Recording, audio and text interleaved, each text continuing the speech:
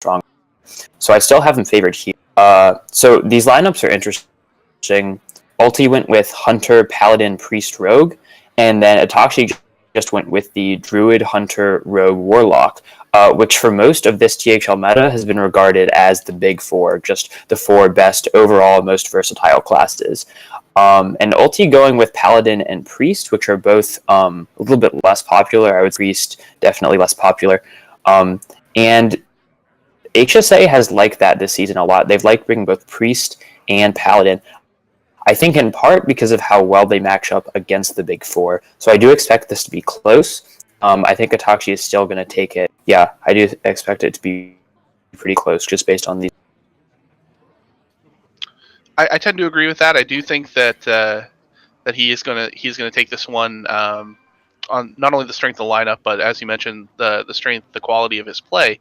And I do find it interesting if you look at these lineups, like everyone in HSA brought no Druid except for 2-star Mako, and everyone in Collective Mayhem brought a Druid except for Cinder, and they're the two that are playing each other. So that I actually am kind of looking forward to. I think that's going to be an interesting matchup there, but that's not what we're here for tonight. I've notified the players they can go ahead and give us their bans, so we'll just be waiting a few seconds while they finish that process up.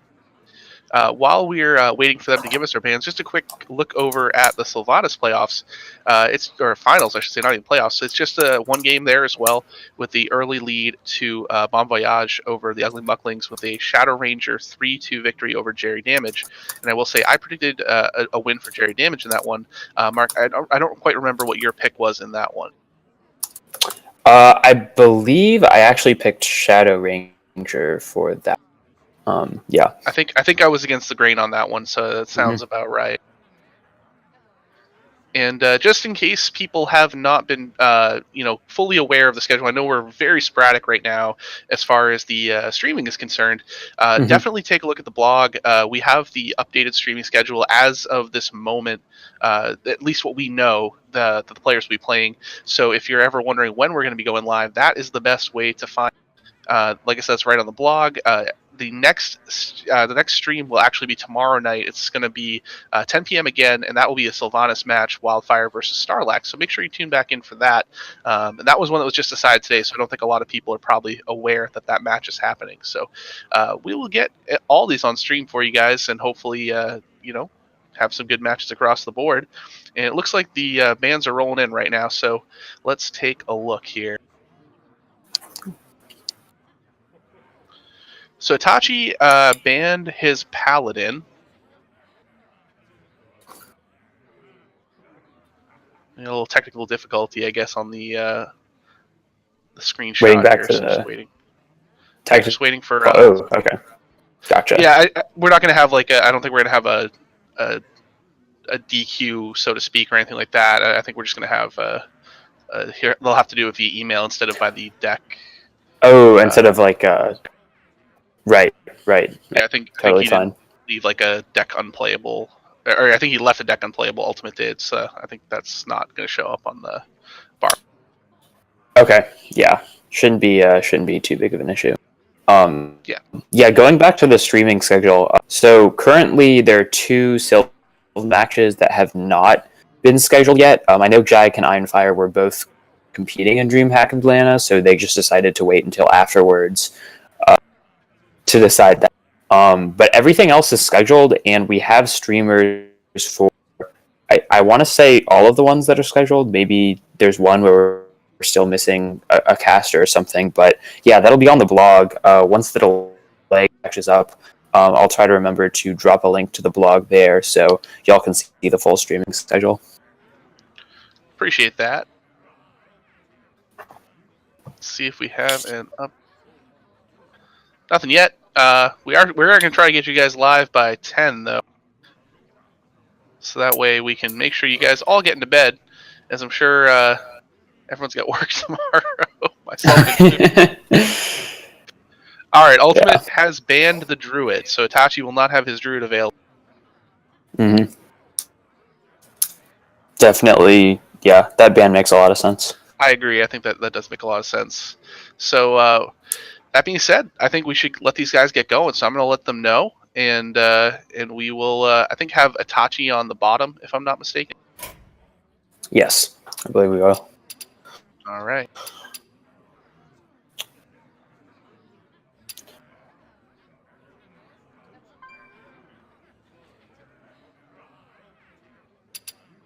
Yeah, so with these bans rolling in, it's both players have Hunter and Rogue, and it's only differing by Itachi's Warlock, Ulti's Priest. And that's pretty interesting, depending on the Priest build and the Warlock build. I, I would say there's a lot of times where the Priest can be favored. If Ulti goes for Control Priest, then he's going to be favored against a lot of Warlocks, against like Q or Zoolock, whereas Evenlock is maybe slightly unfavored or more to a 50-50. On the other hand, he could choose to go with Resurrect Priest, and I'm a little bit less familiar with that Dex matchup, so I'm not sure how that will do against the multitude of Warlocks that Itachi is available to him. I think if I recall correctly from playing a little bit of Res Priest, it's generally favored against the slower decks, like even. Mm-hmm. But against Zoo, it might struggle a little bit just because it can often not quite get its engine going before you get smacked in the face a bunch of times by their. That would make sense, yeah. For those of you not in the loop, Sehun 628 THL player, he won DreamHack Atlanta, and he brought that Resurrect Priest and did very well with it, sweeping with it in the semis actually. So, yeah, definitely one of the strong. Mm-hmm. Yeah, I don't think a lot of people give it its due, but I think it's a sneaky good deck. All right, looks like the game is up, so we're going to be hopping in here. And also want to give a big shout out to Saku. He jumped in on last-second notice to opt for us tonight. It was supposed to be Donnie, and he said he couldn't do it because he was up for, like, I don't know, 30 hours in a row or something. Seems like a real joke of an excuse. Donnie had a pretty long drive back from DreamHack, so it's understandable, but yeah. I love you, Donnie. All right, so we've got a Hunter to start off, and this looks like they are both Secret Hunter, judging by these opening hands. Yeah, it's definitely not Spell, that's for sure. So Itachi, yeah, Dire Maul very strong. I do think just going first here is very powerful. These are both pretty aggressive decks, and getting the initiative and the aggro is generally going to end up favoring you, and especially when you have that 1-mana 1/3 beast on turn 1. And I think it will say a lot about how they navigate the possible secrets, because I know there's a lot of different builds with these two decks, or with this one deck, these two Secret Hunters, of course. There's a lot of different builds where you can have slightly different secrets that come into play. So we'll have to see how they decide to navigate around each individual. Yeah, definitely. We can see the Venom Strike already in Ultimate's hand, which is not always consistently run. I do think it's going to be very good in this particular matchup, especially when Ultimate already has the. And I wouldn't be surprised to see him play it here instead of the freezing, because he already has the minion on board, and freezing isn't guaranteed to hit anything. Right. I would agree. I think that's definitely the right move here. And as you see, he picks up that Spellstone, which Itachi already had a copy of. So it's going to get pretty nutty here, I think, on turn 5. Yeah, no, already 2 Spellstones for ulti in hand. He can just go Secret on 2, Companion on spell, like second Secret plus something else on 4, or into the quad Spellstone. So looking to be a very powerful curve from ulti here. Definitely. He opts to go with the Freezing Trap, though, instead. Interesting. Wondering what he's worried about there. Oh, second Spellstone for Itachi, some reload. Wow. Yeah, nice pickup there. One thing he could be thinking about is just wanting to hold onto the board for longer. Itachi doesn't have a 1-drop, so it's more likely that he'll have to play a bigger minion to eventually proc into the. Yeah, definitely. I think it's a fair thought. I agree with you that I think the Venom Strike has a little bit higher upside here, and he sees that that's not going to be a Freezing Trap or an Explosive Trap, so he is going to go ahead and drop the Animal Companion down after. But it it does lose slight value there as it becomes a Leok, and he had already attacked. But I don't think he's going to lose too much in translation there. Yeah, and definitely still the right play from ulti there, I think, just in case it was explosive. He doesn't want to lose health or even potentially lose his entire minion if it was Huffer, so it's totally fine for him to do. Yep, no, I think it was the right move. Yeah. Here, he could just play Houndmaster Shaw, and the 3/6 is extremely powerful, but it might be better to just opt for Venom Strike Hero Power because it gets you those 4/3/3s next turn. But both plays are extremely powerful. Yeah, I kind of like the Shaw, knowing that what your secret in play is a freezing trap. I think it gives you the best latitude here to know. You know that Bear Shark is going back to hand. He's going to have a clean board. And the bad news comes in for Itachi as it gets shipped back to his hand. And now he has to wonder where he goes from here. Yeah, this is a really rough position for Itachi to be in. Even though he does have double Spellstone, he just has no way to deal with the Houndmaster right now. So it's difficult to see how he gets back onto the board, which he really has in order to have a chance at winning this game. Yeah. I think Freezing Trap has to be the pick here.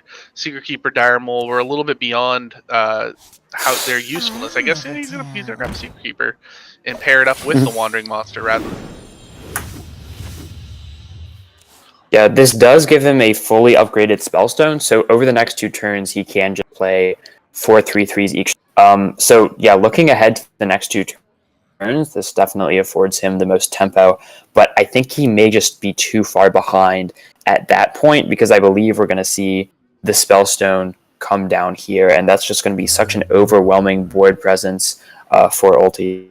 Yeah, he'll be able to clear that Secret Keeper with one of the wolves, and then the other 2 wolves will be able to take out some of the snakes. Or, well, never mind, Tinkmaster. Okay, not a bad pickup there. No, it's going to live through the single hit. And now you have to wonder, is Ulti going to try and be a little bit greedy and try to upgrade the Spellstone to get 4 wolves, or does he just play it out here and clear off as much of this as possible? I mean, he can get a full board clear if he wants to. Yeah.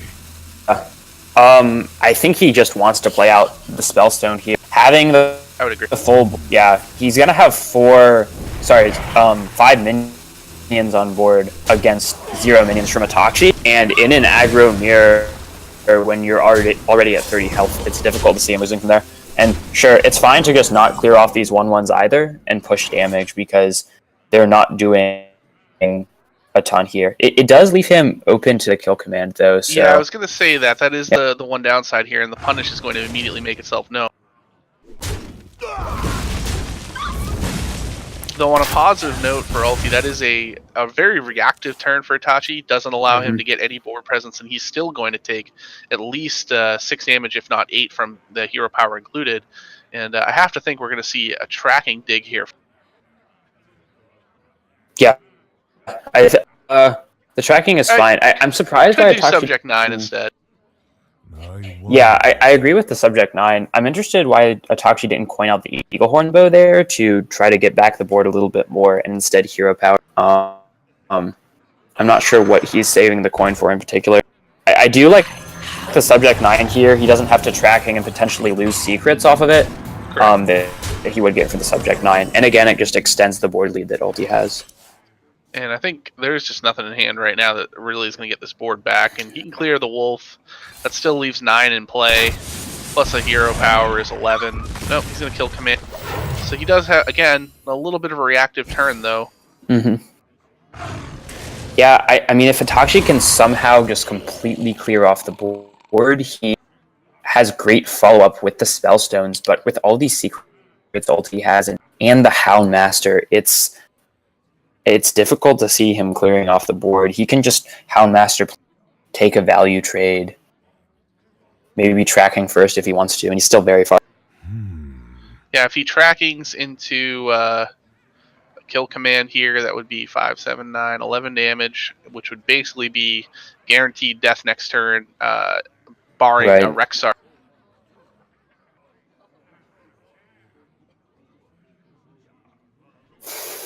think Houndmaster is a pretty safe drop here. Yep, that's gonna be the target there on the dire mole, freeze trap, and yeah, this is a really bad spot now for.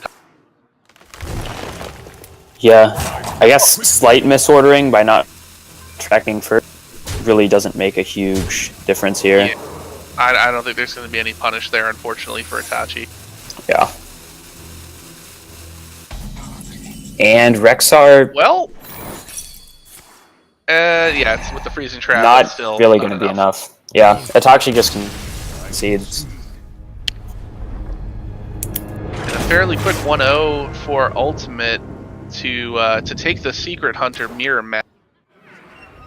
And I think you mentioned it. I think the early initiative was the key there. He had the dire mole on turn 1. He was pressing the issue right from the get-go, and Itachi was always on the back foot, even through like turn 2, turn 3. He was looking for answers rather than pushing his agenda. And as we saw, I think he maybe did 2 damage. I think to Ulti's face. Yeah. I think just 1 hero power was all he was able to fit in, and going first, I think a big advantage of that game, and also just Ulti having those early drops. Whereas Itachi having double Spellstone, but if you're way behind on the board when it gets to turn 5, we saw he was forced to react to Ulti's board rather than just develop his own 3/3s. It was just far too late. Yeah. So with that mirror out of the way, can now cue the priest or the rogue. I guess we'll have to see. Well, game 2 starting up here. And we're going to see Itachi's Hunter again. So yeah, we're going to see that priest now from Ultimate. And it looks like just off the top here, I see a Mind Blast, I see a Psychic Scream. Could just be your standard control. Looks like a control priest to me. I do know that Ulti is a pretty big fan of that deck and likes playing it on ladder, so I'm not surprised to just see this pick from him. And I do think Control Priest just matches up well against Itachi's classes. Solid. We do see a much better opener from Itachi this time, having the into the Razor Maw. He's actually going to be able to get some advantage in the early game compared to last game. Yeah, it's always a good feeling to know that you've got your first few turns pretty decently mapped out. And Ulti's got, if he keeps that Psychic Scream, that might not be a terrible idea, just knowing what Itachi's going to be rolling with. And that Psychic Scream could easily turn the game around on turn 6 if he coins it out to deal with some of the... Yeah, this is a matchup that I would give the slight edge to the priest, and it's because of this card that Ulti has in his hand now, Dustbreaker.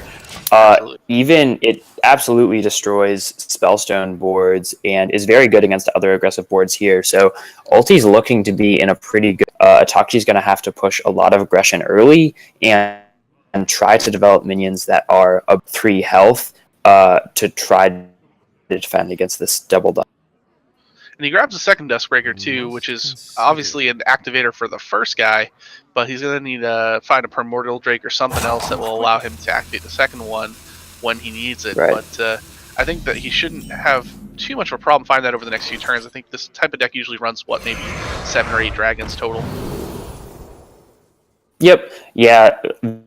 Very likely that he'll pick up another activator for sure. And in the meantime, having Pyro on the coin with Power Word Shield is also very powerful. It's looking like Itachi is going to have more minions above 2 health, but still, it's good to just have as an activator to get the health of some of these minions down.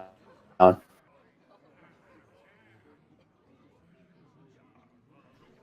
we see the Wind Fury comes down the Dire Mole. I know that's not ideal since it's only a 1 attack minion, but if he does happen to pull Houndmaster or something that will be able to buff it, it could get pretty scary.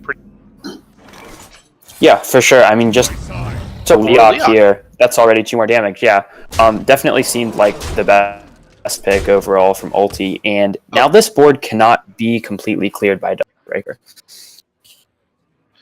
But I think we're going to see the Dustbreaker nonetheless, as it still does take 8 damage off the plate. Definitely seems like the best play still. Luckily, Itachi does have the flanking strike here to answer it and keep his Leok alive. So he still had a very solid curve, just being able to go 1 into 2 into 3. And we see Ooh, and that dragon. There's the activate. Hmm. But you've already used one now. You gotta hold. I think you've gotta hold the Dustbreaker for first. Yeah, I mean, it's definitely something to consider. I think Ulti may just still go for the Dustbreaker because Atakshi's Spellstone, he knows that it's not upgraded. Atashi hasn't played any secrets, so it's going to be several turns later if Atashi actually gets several Spellstones on board, or several 3/3s from Spellstone, and by then it's looking like Ulti will be in a good enough spot to answer that without Dustbreaker, possibly. I think I would have been intrigued to maybe try playing the Wild Pyro plus Shadow Visions, or even the Power Word Shield, and hope you draw into a second spell. Because even at that point, you have something that can trade pretty efficiently with the remaining minion on board. But I mean, I see the reason why he made the play that he did, and I completely understand why your reasoning for it as well. And it does allow him to play down the Twilight Drake, even if he hadn't picked up the second one. Now he has no qualms about dropping an activator because he doesn't need it anymore. Yeah, no, the Wild Pyro play was definitely reasonable. Yeah, this Drake is such a huge advantage here because Atashi doesn't have Secret Hunter, definitely doesn't run Hunter's Mark or Candle Shot very often, and so it's unlikely that he can answer it. It's usually this 4/9 you just trade into however many minions as it wants over the course of the game.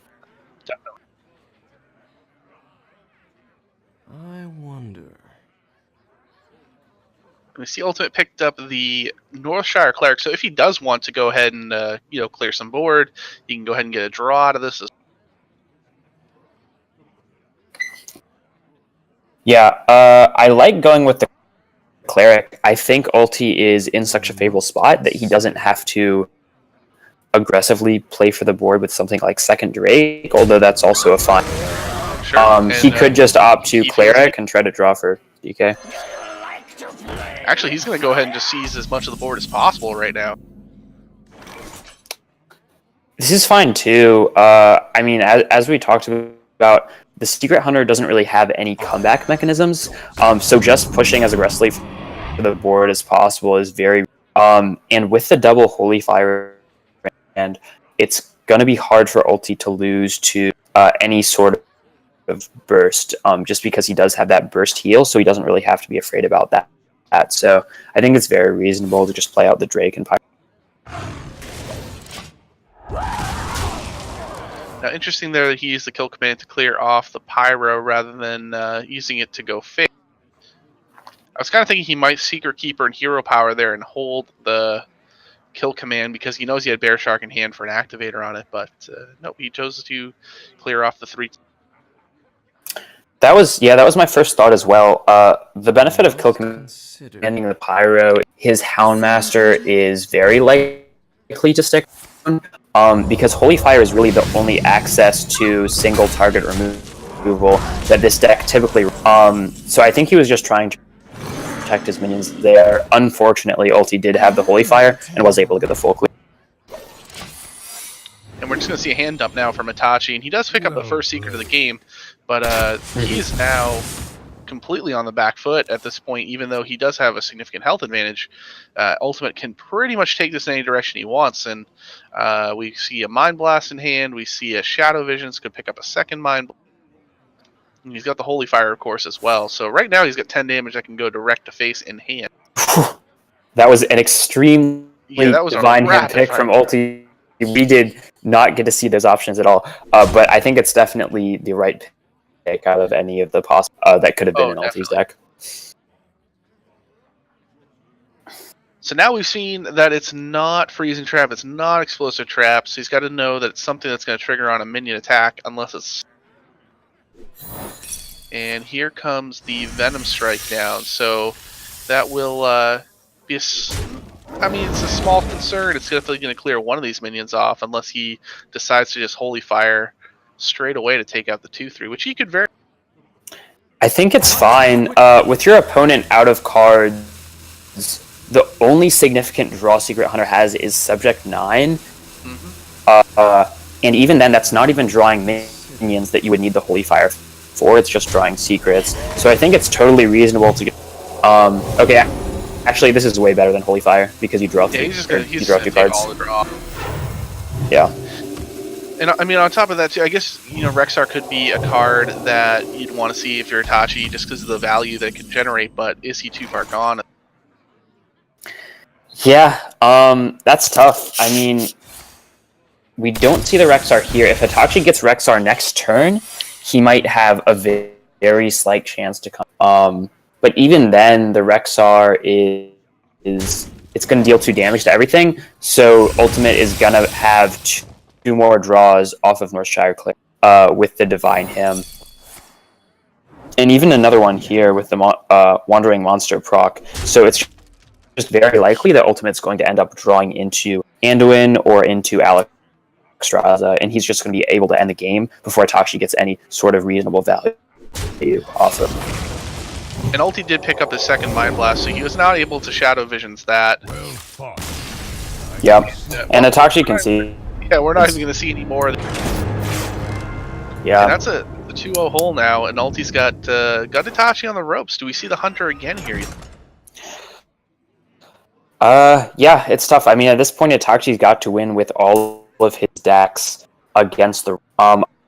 I think if I'm him, I may just go off the Hunter just to get a fresh look at another deck.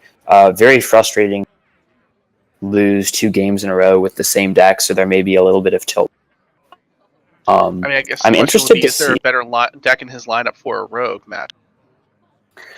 Right, that's true. It does...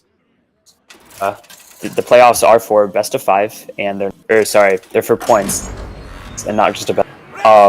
So he's probably going to try to just cue the best matchup here. And it will be the Hunter. So we know what we're getting for the Hunter, and it looks like an odd Rogue for Ultimate. Running the Cobalt Scalebane. He's got the Argent Squire to drop on 1, and he's got a Henge Clan Thug. That's really all you need a lot of the time in Odd. But that's a good counter to it for Itachi. He's got the Freezing Trap, he's got Secret Keeper, so he can be on the early aggression. And he can hopefully pick up another Secret here, because maybe Freezing Trap isn't the thing you just want to throw down on 2 and hope. Yeah. This is another situation where it's not a Hunter mirror, but it's an aggro mirror. Going first just really benefits Ulti here, and having the 1-drop into Dagger into Henge Clan is very powerful. So, if Itachi ends up playing this free, he doesn't really have a way to prevent it being by the Argent Squire, so it's not going to hit that Henge Clan or that other that he wants. So he's probably hoping to pick up another secret here, something like Wandering Monster, that will be more impactful in the early game. And he picks up a Crackling Razor Maw, which is another option to play on 2. It's not going to be able to use this. You can't use it on the Secret Keeper, of course, but that is a choice now he has, at least. Well, we'll see 2 more draws here before he gets to his second. Yep. Very solid early game hands from both players. And that Spellstone is an important pickup for Itachi, for sure. Yeah, hard for an Odd Rogue to counter 3 to 4 Wolves, and we know it's going to be at least 3 based on the fact that he's got the Freezing Trap. And not the strongest pickups here. I guess you got the Razor Maw for the second Razor Maw, but yeah, Animal Companion seems like the... Yeah, I think the Companion is fine. We see Itachi saving the Secret Keeper to possibly go Secret Keeper Freezing Trap, which makes sense because he doesn't want to just play the Secret Keeper out to have it die.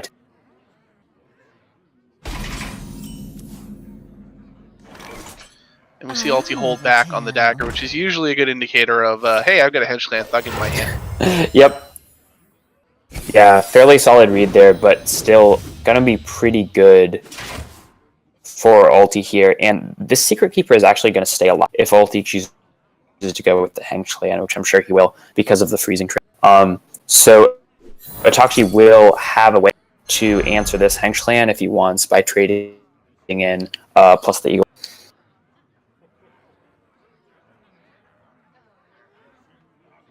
Now Now, is there a situation here where you might play something like the deckhand instead and just redagger up after you clear off the secret? It's definitely a reasonable play because you are scared of other secrets. I think this is overall the best play just because you don't have good follow-up on turn 4. It's just playing the Hengsh Clan again with only 1 charge on the dagger, and if Itachi develops on turn 3, it's a lot more difficult to come back. So I do like this play from Ulti here, forcing Itachi to respond to this. Not only force him to respond, force him to have a response if he doesn't have the Eelhorn Right. bow, and if he doesn't roll the right minion out of Animal Companion, then he just won't answer that 4/4 at all, and it becomes 5x next. Yeah, definitely. And now with it, Ultimate still has a solid play here. He can just go deckhand into SI with Fungal follow-up. But that bow does mean the SI is just going to die on board. He's only going to have the deck. It still seems like the...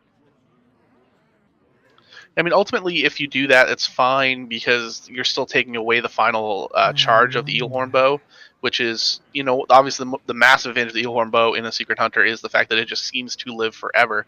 And I doubt Ultimate's deck is running any sort of weapon destruction, as we don't typically see that in the form of Gluttonous Ooze. So that's really your only opportunity to get rid of it, is no secret on board and have a minion out there that you are just forcing him to kill. Right.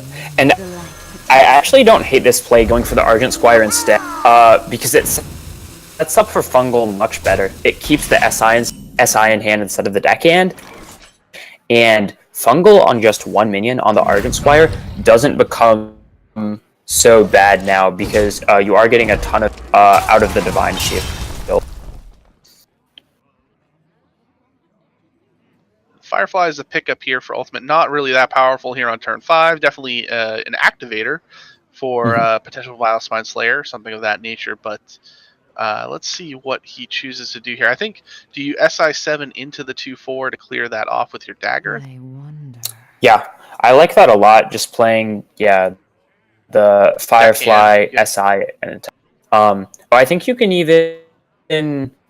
Actually, yeah, he could go ahead and play out the and I think he wants to play 2 1-drops with SI and then curve into a turn 6 1-drop plus Fungal. But if he uses his weapon here, he won't be able to get on the deckhand. So I think just Firefly, deckhand, and SI, and then save the Flame Elemental for Flame Elemental Fungal next turn.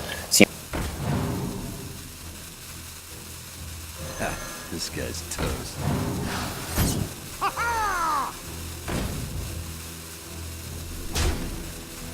Good ordering there. Obviously, simple things we take for granted, of course, making sure that your 2 damage from that deckhand gets into face before the dagger blows up. And three wolf self is not bad on 5. It's not ideal for as far as another reactive turn for Itachi, but this is still not a bad spot for Ultimate.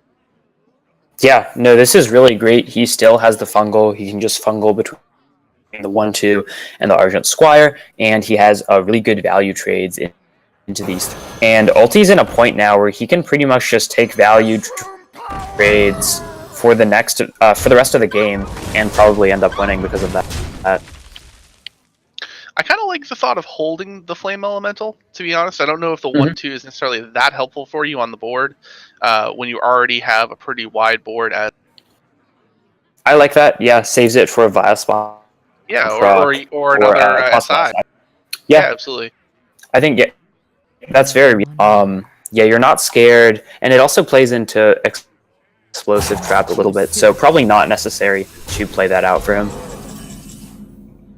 And speaking of, as you know, the caster curse is prone to bringing up the worst possible result whenever it is feasible. So the explosive trap will come down, I'm sure, here. And the question is what he chooses to play with it. He could use flanking strike to go ahead and clear off one of the 3.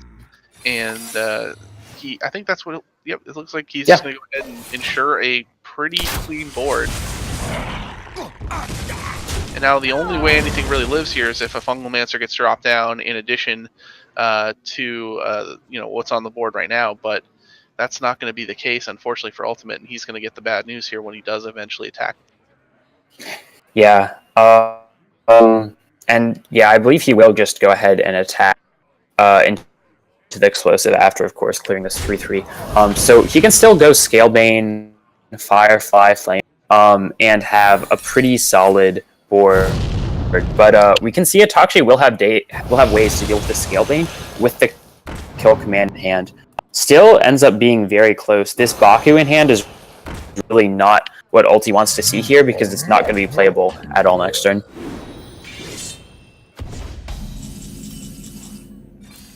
Bear Shark comes down, and that I think was a great pickup there as he still gets activated the Kill Command, and it is much hardier than the Crackling Razor Maul, which would just die to a dagger and then let that 4-2 swing into the face. But Deadly Poison is a great pickup for Ulti as he's going to be able to deal with the Bear Shark if he wants to, or he can ship it all face if he. But I think he's going to regret that when that Houndmaster comes down on the Bear.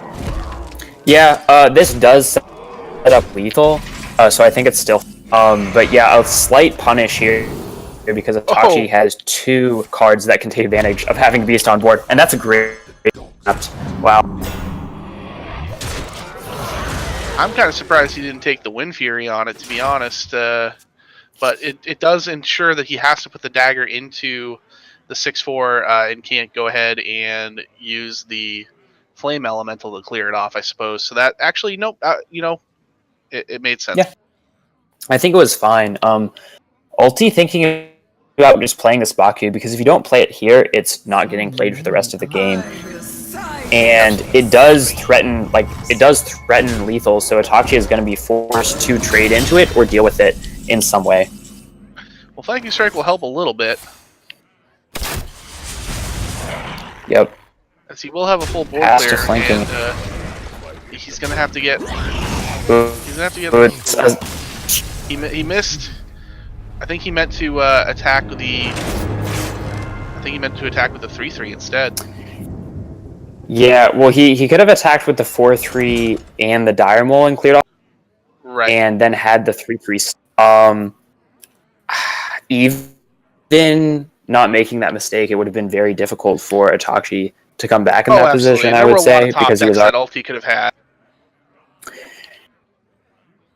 Yeah, but I guess that's going to be it. That is a clean for Ulti in this match, and that puts HSA up 2-0. Yeah, that was a blistering pace, and unfortunately, Itachi never really got it going with the Secret Hunter. As we saw, he dropped all 3 games, and this is something that was prone to happening to him during the season. I think 2 of his 3 losses were sweeps, if I'm not mistaken. Is that right? Yeah, that's exactly what happened. I think he, won with when he won, it was a sweep almost every time except one, where it was a 3-1, and then his other losses were sweeps. So.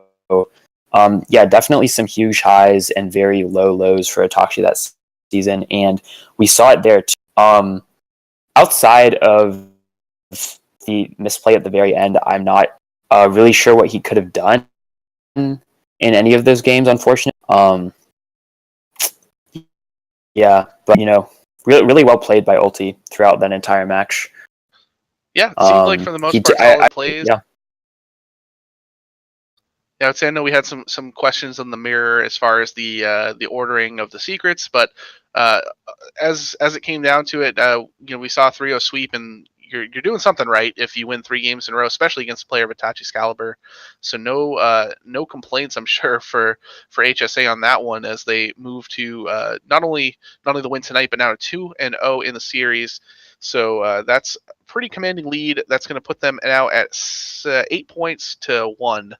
With 3 games to go, which means pretty much got to see a sweep from Collective Mayhem the rest of the way, with Edelweiss, Cinder, and Dave Pedham still to go, and they all have uphill battles against 3 of the best players in the league this season in MMI, 2-Star Mako, and Scritch.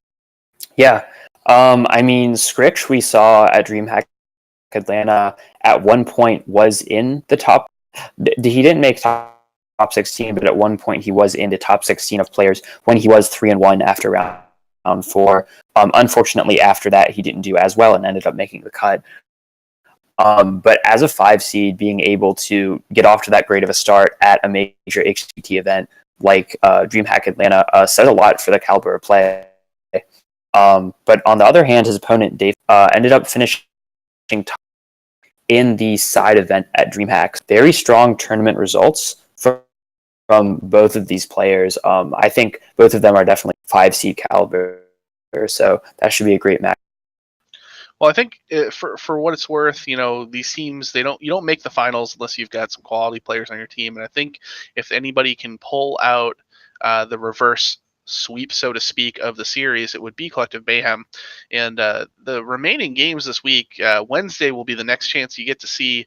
That will be 2-star Mako, I believe is how it's pronounced, I'm being informed, versus Cinder on Wednesday night. And then should the series need to continue, Saturday and Sunday. Saturday we'll see Scritch versus Dave Pedham, and Sunday we'll see MMI versus Edelweiss. So those games are all scheduled and ready to go. It's just a matter of whether or not they become necessary depending on the remaining matches. So that's like I said, that's a quick series. I know we didn't have a very long cast for you tonight, but hey, at least you guys get to go to bed somewhat early, right? Yeah, done in about 30 minutes. Definitely not bad.